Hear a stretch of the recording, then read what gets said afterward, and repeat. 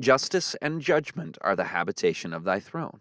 Mercy and truth shall go before thy face. Psalm 89, verse 14. It is no wonder that transgressors of God's law at the present time will get as far from it as possible, for it, speaking of the law, condemns them. But those who hold that the Ten Commandments were abolished at the crucifixion of Christ are in a similar deception to that of the Jews. The position that the law of God is rigorous and unbearable casts contempt upon him who governs the universe in accordance with its holy precepts. A veil is over the hearts of those who hold this view in reading both the Old and the New Testament. The penalty for the least transgression of that law is death, and but for Christ, the sinner's advocate, it would be summarily visited on every offender. Justice and mercy are blended. Christ and the law stand side by side.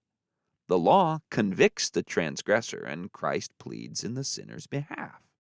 With the first advent of Christ, there was ushered in an era of greater light and glory.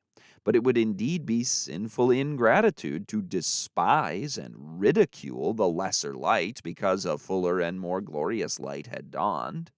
Those who despise the blessings and glory of the Jewish age are not prepared to be benefited by the preaching of the gospel.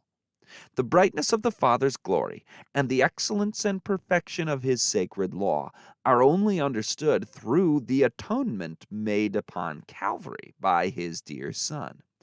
But even the atonement loses its significance when the law of God is rejected. The life of Christ was a most perfect and thorough vindication of his Father's law, and his death attested to its immutability.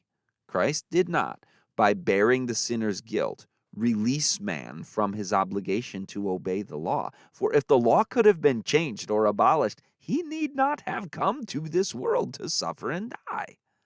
The very fact that Christ died for the law's transgressions attests the unchanging character of the Father's law.